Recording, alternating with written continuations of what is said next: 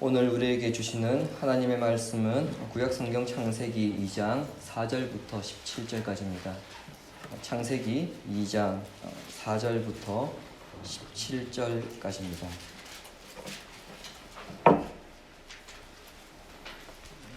4절부터 17절까지 교독에서 읽겠습니다. 4절 제가 먼저 읽습니다. 이것이 천지가 창조될 때에 하늘과 땅의 내력이니 여호와 하나님이 땅과 하늘을 만드시던 날에 여호와 하나님이 땅의 위를 일으키지 아니하셨고 땅을 할 사람도 없었으므로 그들은 정복할 수 없었고 밭에는 채소가 하지 아니하였으며 안개만 땅에서 올라와 온 지면을 적셨더라. 여호와 하나님이 땅의 물로 사람을 지으시고 생기를 그 코에 불어넣으시니 사람이 생명이 되리라. 여호와 하나님이 동방의 에덴에 동산을 창설하시고 그 지으신 사람을 거기에 두니라.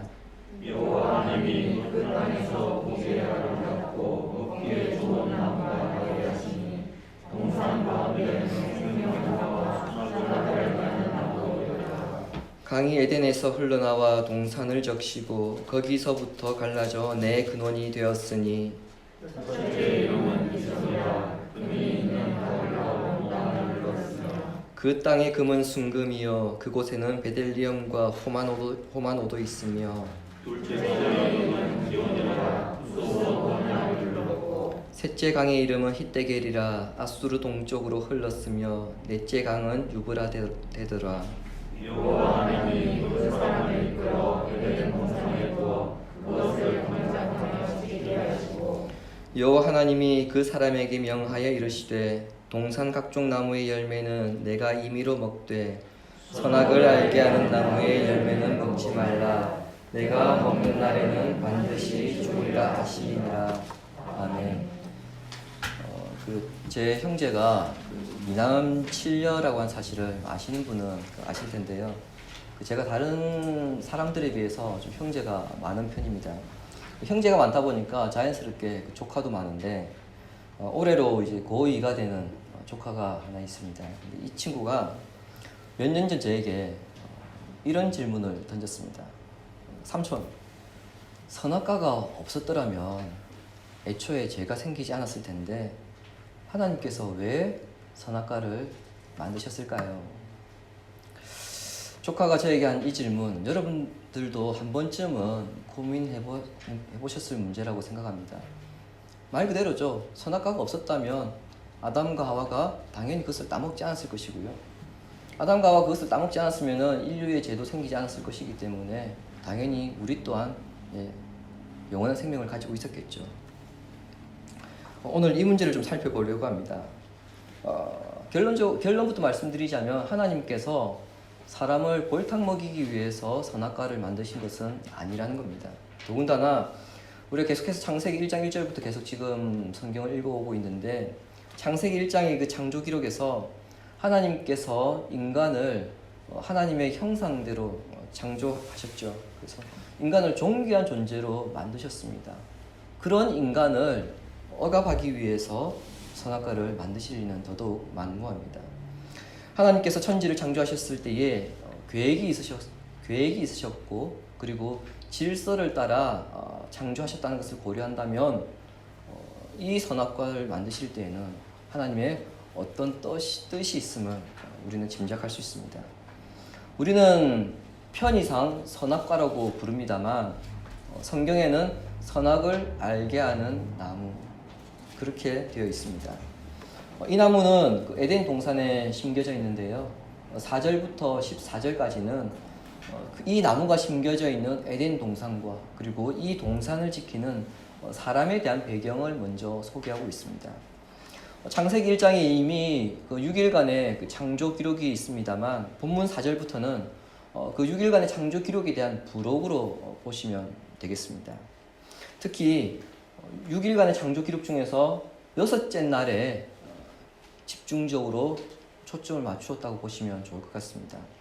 이렇게 보면은 한 가지 의문 드는 점이 생깁니다. 그게 뭐냐니까 셋째 날에 하나님께서 바다와 육지와 식물을 만드셨습니다. 그런데 오늘 본문 5절을 보시면은 분명히 셋째 날에 식물이 창조되었는데 5절에는 초목이 없으며 채소가 나지 않았다. 그렇게 되어 있죠. 사실 그렇게 되면 이게 좀 뭔가 안 맞는 부분이 생깁니다. 반대로 여섯째 날에 초목이 창조되었다고 한다면 그러면 셋째 날에 도대체 창조된 것은 뭔가? 이런 의문이 분명히 생길 수 있습니다. 이건 역시 결론부터 말씀드리자면 셋째 날에 창조된 식물은 1장 11절과 12절에 나와 있는데요. 모든 식물이 아니라 씨 맺는 채소나 씨 맺는 나무입니다.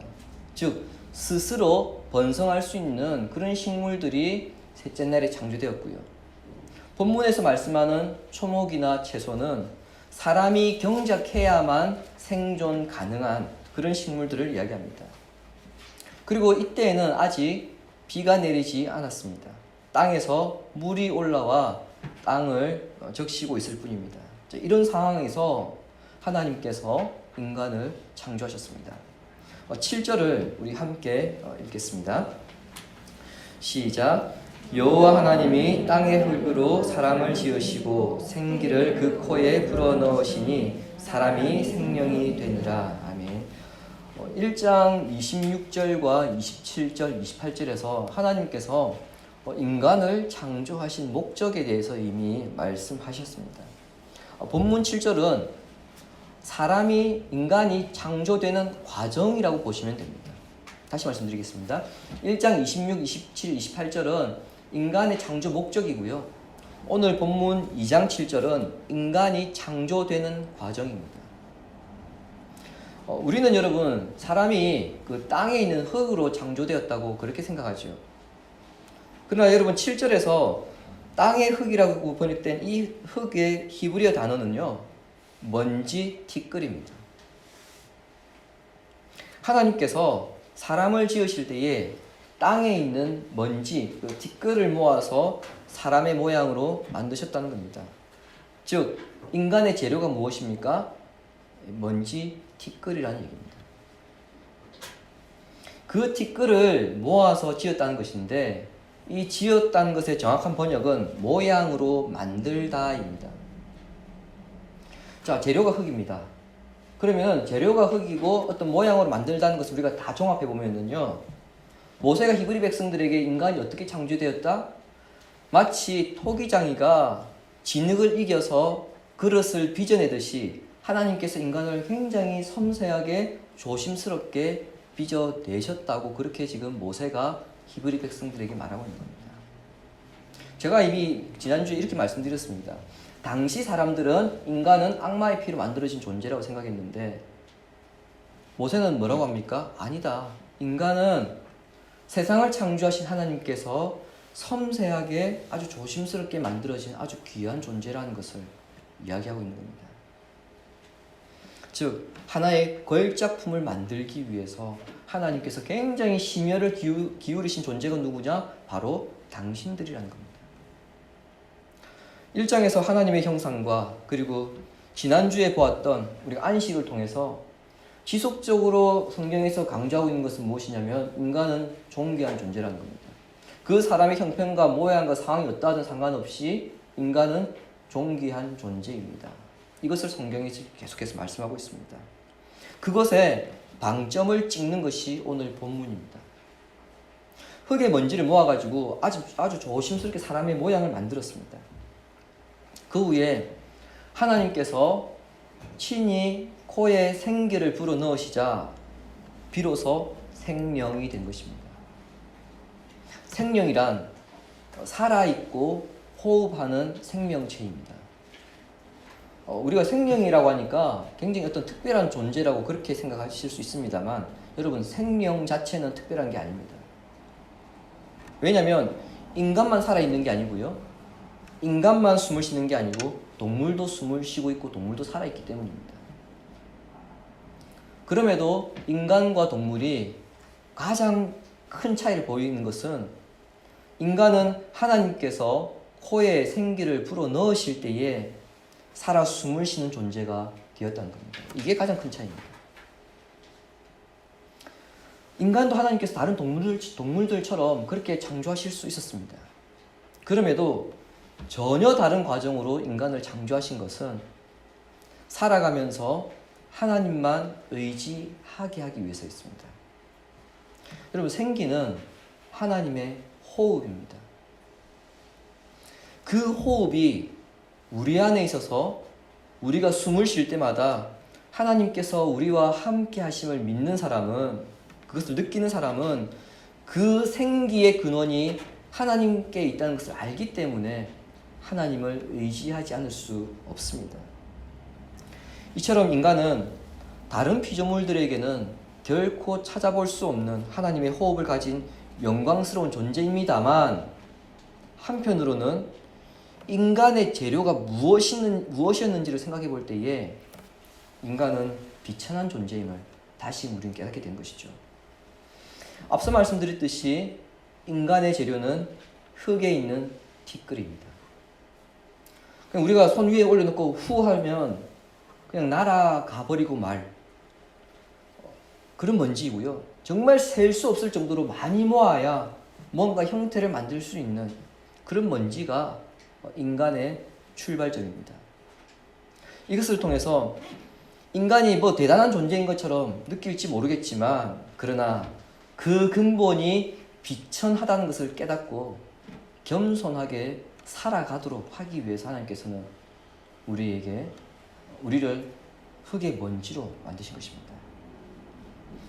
만일 인간이 어떻게 만들어졌는가, 이런 인간 창조에 대한 과정이 없었다고 한다면, 단지 인간은 무조건 존귀한 존재입니다, 이 사실만 모세가 히브리 백성들에게 이야기했더라면 굉장히 교만했을 겁니다. 욥기서에는 인간의 존재에 대해서 이렇게 말씀합니다. 여러분 주보에 있는 설교 본문 보시기 바랍니다. 욥기 4장 19절입니다. 하물며 흙집에 살며 티끌로 털을 삼고 하루살이 앞에서라도 무너질 자이겠느냐. 여기에 앉아있는 우리 모두는 그 누구라도 손가락 하나로 하루살이를 쉽게 턱 이렇게 눌러 죽일 수 있습니다. 그래서 우리는 하루살이를 우습게 알죠. 그러나 성경은 뭐라고 말씀합니까? 오히려 인간이 하루살이에게도 눌려 죽을 정도로 연약한 존재라는 겁니다. 성경은 우리에게 한결같이 너희들이 강한 것 같은데, 대단한 것 같은데 사실은 별것 아닌 존재야, 그렇게 이야기합니다. 여러분, 우리의 근본이 먼지라고 말씀드렸습니다. 티끌이라고 말씀드렸습니다. 여러분, 티끌과 하루살이 하나를 비교해 보십시오. 어떤 게 더 큰지. 바로 욥기는 지금 그걸 이야기하고 있는 겁니다. 우리는 지금 그 티끌에 하나의 집합체로 되어 있기 때문에 굉장히 우리가 대단한 것처럼, 하루살이를 쉽게 죽일 수 있는 것처럼 보이지만, 그 재료 하나만 놓고 봤을 때는 하루살이보다도 못하다는 겁니다. 질그릇같이 쉽게 깨지고 부서지는 존재가 인간이라는 거죠. 그러므로 우리가 하나님의 형상을 닮은 존귀한 존재인 것은 분명하나 한낱 연약한 존재임을 우리가 늘 잊어서는 안 될 것입니다. 우리의 겉은 먼지 같고 티끌 같지만 하나님의 형상대로 빚어졌기에 하나님이 주신 생명과 하나님의 호흡이 우리 속에 담겨 있음을 기억하시고 한 주간 살아가시기를 또 주님의 이름으로 축원합니다. 하나님께서 이러한 과정을 거쳐서 사람을 창조하신 후에 이 사람을 에덴 동산에 두셨습니다. 이 사람이 거하는 에덴 동산, 우리는 흔히 지상 낙원이라고 그렇게 이야기하죠. 그 정도로 아름다운 곳인데, 이 동산에는 중요한 나무 두 그루가 있었습니다. 9절 보시기 바랍니다. 여호와 하나님이 그 땅에서 보기에 아름답고 먹기에 좋은 나무가 나게 하시니 동산 가운데에는 생명나무와 선악을 알게 하는 나무도 있더라.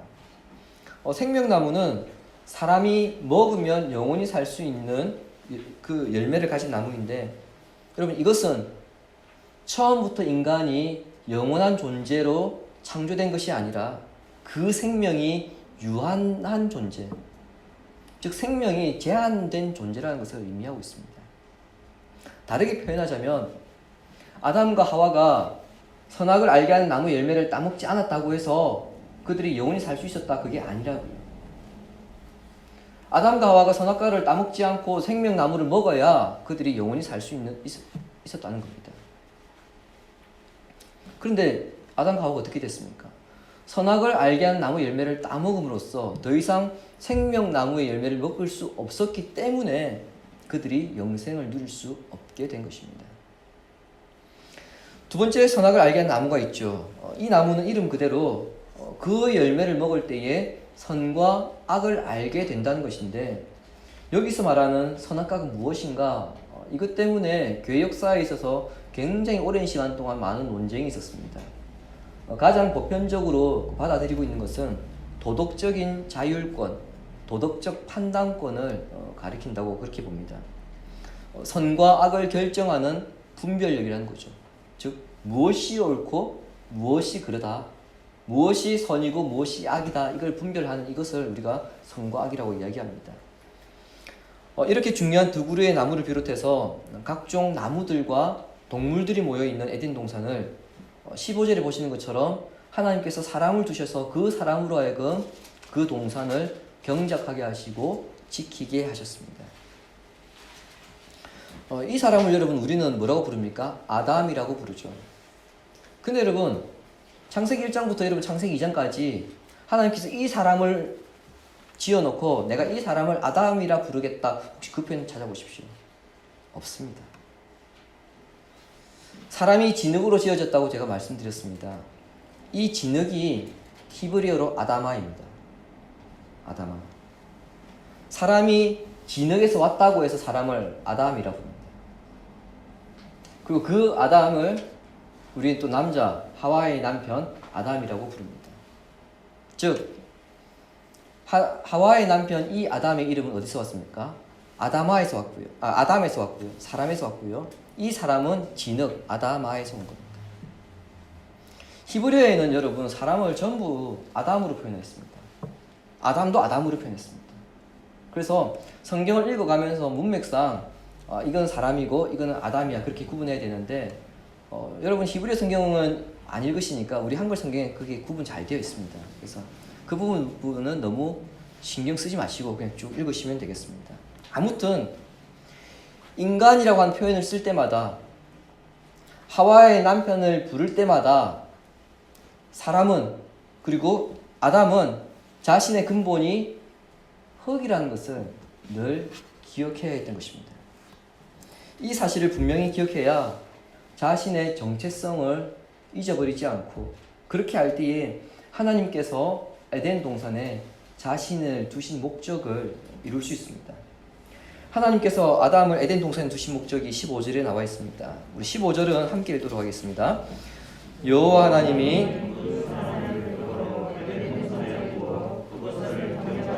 지키게 하시고, 우리가 에덴 동산에서 좀 잘못 알고 있는 것 중에 하나가요, 아담과 하와가 범죄하여서 에덴 동산에서 쫓겨나기 전까지는 노동을 하지 않고 에덴 동산에서 그 맺혀 있는 열매들을 따먹으면서 놀고 먹었을 거라고 그렇게 생각합니다.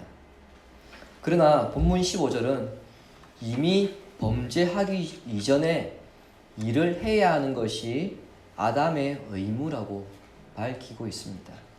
여러분, 이것이 성경의 진리입니다.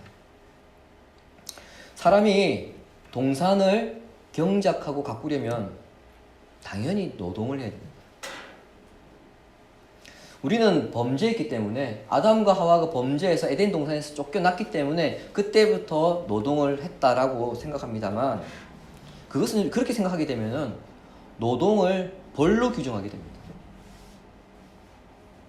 성경은 죄가 세상에 들어오기 이전부터 인간이 노동을 해야 하는 존재로 그렇게 규정하고 있습니다.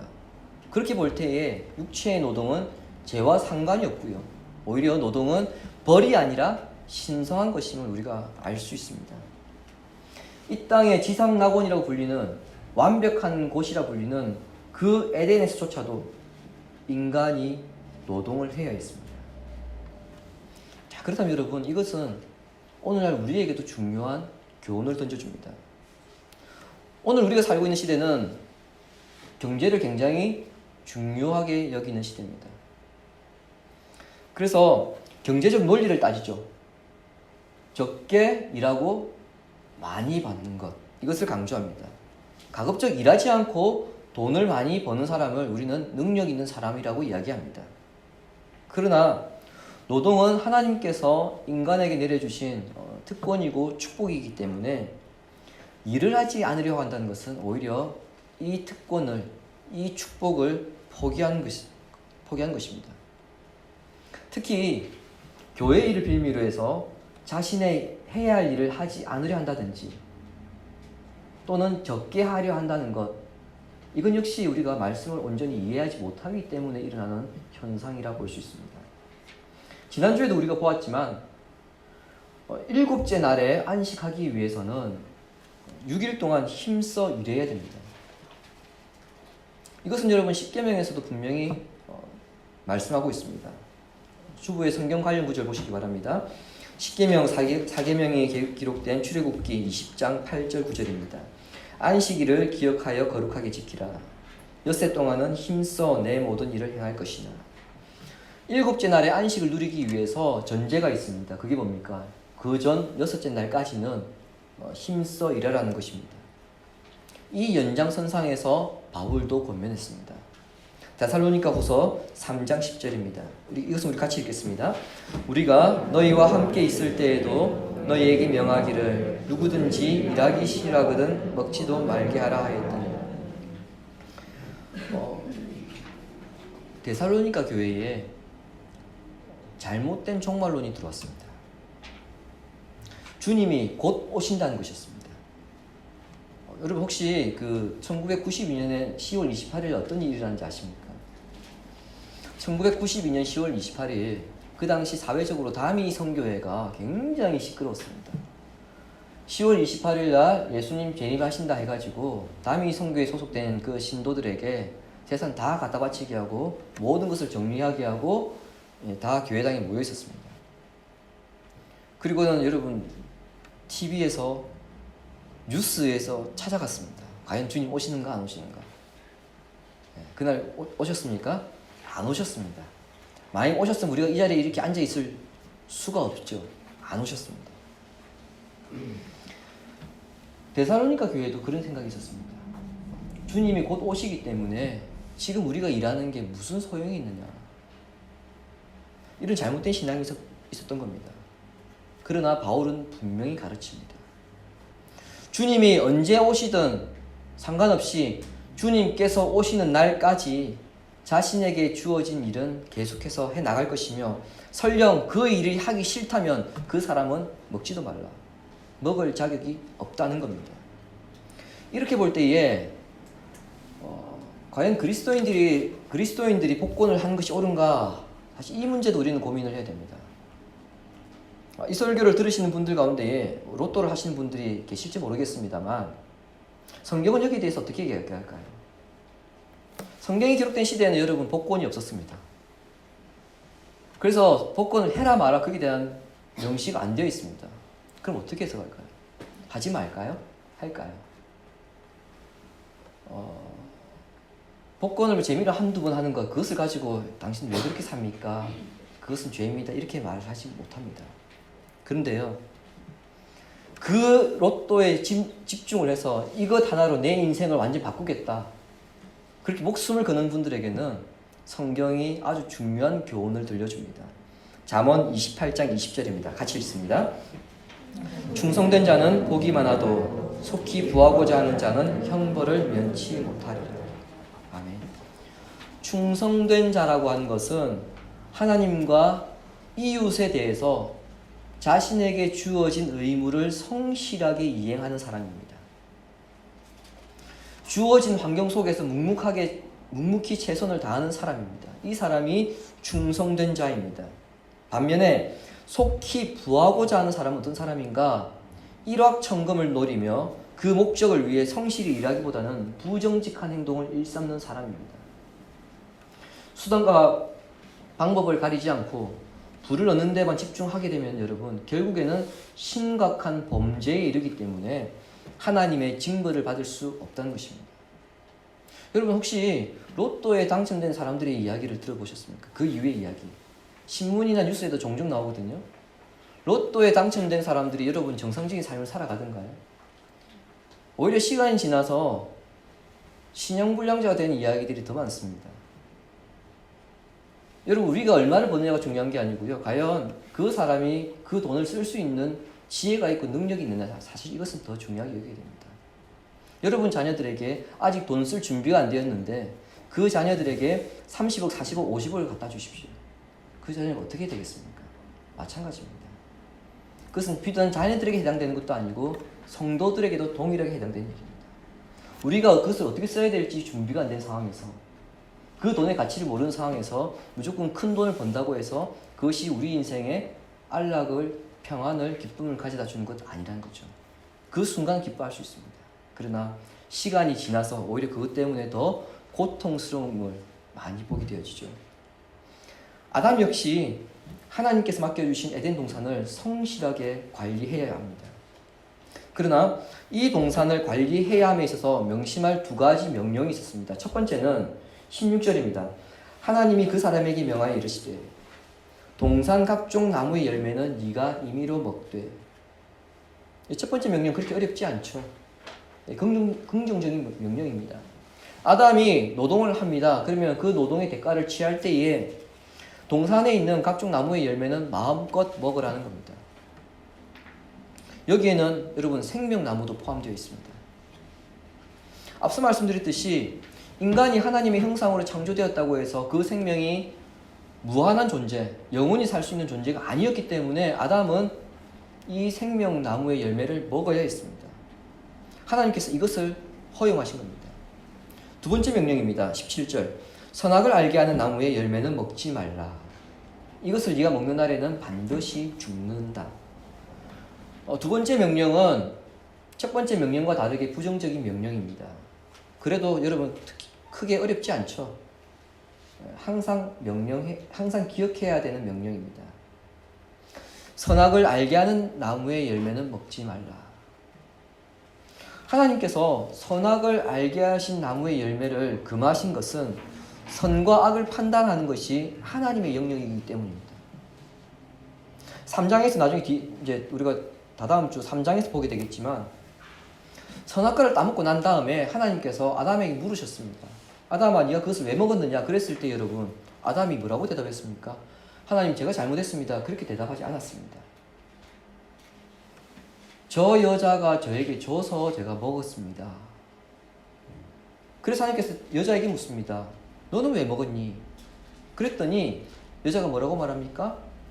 뱀이 저에게 줘서 먹었습니다.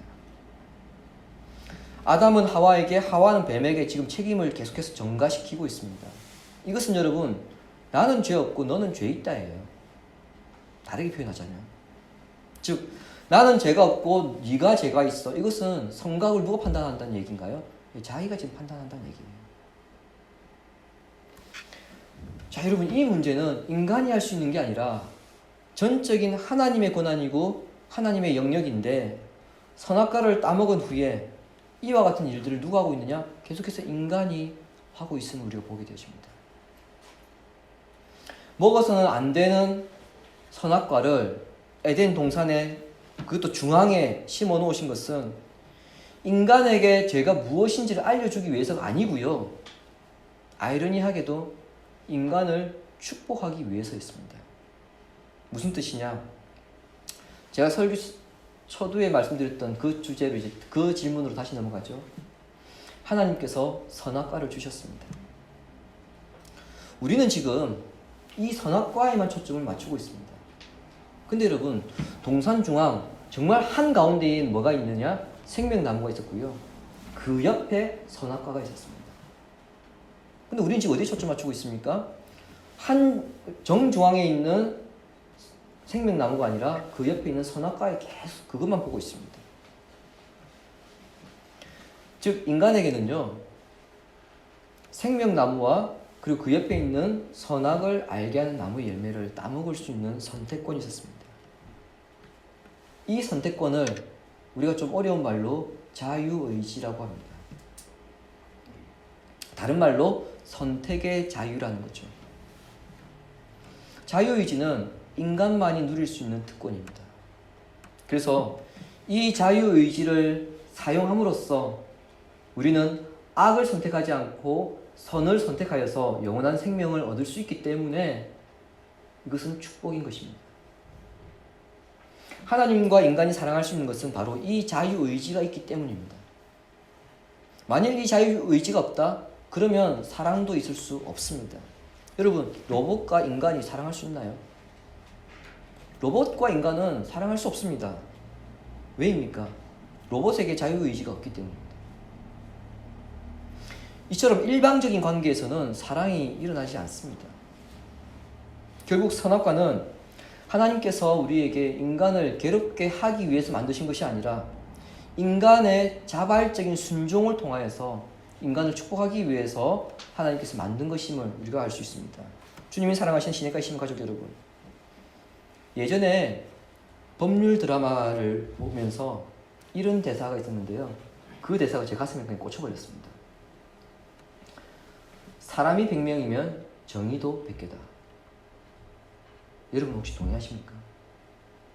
저 동의하지 않습니다. 그런데 그 가사가 꽂혔습니다. 사람이 100명이면 정의도 100개다. 여러분, 정의라고 하는 것은 바로 옳은 길입니다. 그런데 그게 사람마다 다 달라진다는 거예요. 제가 이 드라마 법률 드라마라고 말씀드렸거든요. 즉 이 드라마에서 하고자 하는 얘기가 법을 다루는 사람들이 어떤 관점에서 보느냐에 따라서 그것이 죄일 수도 있고 죄가 아닐 수도 있더라는 겁니다. 사람마다 생각하는 정의가 다르기 때문에 어떤 문제도 누가 보느냐에 따라서 그것은 그 사람이 죄인이 될 수 있고 죄인이 아닐 수 있다는 거예요. 이렇게 볼 때 여러분, 누가 과연 절대적인 판단을 할 수 있으며 죄를 죄로 규정할 수 있을까요? 선과 악에 대한 절대적인 판단을 하시는 분은 하나님이십니다. 이러한 선과 악을 판단하려고 자신의 이익과 관점을 중심으로 모든 것을 판단하고요. 다른 사람의 생각이나 행동, 잘못을 따지려는 것이 여러분 곧 하나님처럼 되려고 하는 겁니다. 당신 왜 하나님처럼 되려고 하느냐? 그럴 때에 우리는 부인합니다. 내가 언제 그랬느냐? 그런데 우리가 누군가의 잘못을 판단하려 하고요. 누군가의 생각을 고치려 달려든다면 그건 역시 여러분 우리가 하나님처럼 되려고 하는 겁니다. 그러므로 하나님께서 사람을 창조하신 목적, 오늘 이 땅에 우리를 보내신 목적을 이루며 살아가기 위해서는 여러분 한 가지 사실을 기억하시기 바랍니다. 우리는 하나님의 형상으로 지음받은 존귀한 존재이지만 한편으로 우리의 근본은 티끌에 불과하다는 사실을 기억하시기 바랍니다. 이것을 기억할 때에 우리가 겸손하게 될 것이고 다른 사람들을 용납할 수 있게 되며 하나님께서 우리에게 맡겨주신 에덴을 아름답게 다스려 갈 수 있습니다. 오늘 우리에게 맡겨진 에덴은 하나님께서 우리에게 허락하신 세상이고요. 그리고 사회이고 가정이고 교회입니다. 여러분, 에덴의 뜻이 무엇인지 아십니까? 기쁨, 즐거움, 풍요라는 뜻입니다. 즉 에덴은 축복의 땅이고 행복의 땅입니다. 이사야 58장에 나오는 표현대로라면요, 에덴은 물된 동산과 같은 곳입니다. 늘 부족함이 없고 풍성함이 넘치는 곳, 평화로움이 넘치는 곳, 여러분 그곳이 에덴입니다. 오늘 우리의 에덴, 세상, 사회, 교회와 가정, 여러분의 생업터, 직장, 학교, 이 모든 곳이 그 에덴이 그 이름 뜻대로 축복과 행복의 장소가 되기 위해서는 우리가 하나님 되려 함을 버리면 되는 것이고요. 우리가 어떤 존재임을 기억하면 되는 것입니다. 이렇게 볼 때에 선악을 알게 하는 나무는 하나님께서 풍요로운 에덴이 되기 위한 복의 수단이었음을 우리가 깨닫게 되어진 것이죠. 하나님께서 사람을 억제하고 통제하기 위해서가 아니라 자신의 존재를 깨닫고 자발적인 순종을 통해서 평화와 기쁨, 번영을 누리게 하는 게 여러분 바로 선악과입니다. 이러한 역할을 오늘날 하는 것이 여러분 성경입니다. 말씀을 통해서 하나님께서 죄를 말씀하시고 죄가 무엇인지를 규정하시기 때문입니다. 그러나 조심해야 할 것은 무엇이냐면은 그 말씀을 읽을 때에 우리 관점에서 적용하고 우리 관점에서 해석하려 할 경우에 우리가 아담처럼 선악과를 따먹는 것 같이 될 수 있다는 점입니다. 그러므로 말씀 생활을 여러분 꾸준하게 하시고 습관을 들이셔야 합니다. 동시에 다른 사람에게 절대로 말씀을 적용하려 하지 마시고 나에게 주신 말씀이라 생각하고 겸손하게 읽으셔야 합니다. 또한 성령님께서 늘 말씀을 통해서 깨닫게 하실 때에 그것에 대해서 우리가 순종해야 되는데 오히려 잘못된 깨달음으로 우리에게 맡겨주신 에덴을 망치게 해서는 안 될 것입니다. 여러분 정말 그렇습니다. 저도 성경을 읽고 연구하지만은 성경을 연구하는 분들 가운데에 읽는 분들 가운데에 잘못 읽어서 잘못 해석해서 오히려 그 말씀을 잘못 적용시켜서 가정을 깨뜨리고 그리고 교회를 무너뜨리는 사람들이 너무 많습니다. 자기 주변 이웃에게까지 피해를 주는 분들이 너무 많습니다. 그렇기 때문에 절대로 다른 사람에게 적용하지 마시고 1차적으로 겸손하게 나의 삶 가운데에 적용하도록 하셔야 됩니다. 그렇게 할 때에 말씀을 통해서 우리는 생명의 열매를 먹을 수 있고요. 선악을 알게 하는 나무를 피할 수 있습니다. 주신 말씀처럼 여러분에게 주신 에덴을 아름답게 가꿈으로써 이 땅에서 천국을 경험하는 우리 성도님들 되시기를 우리 주 예수님의 이름으로 축원합니다.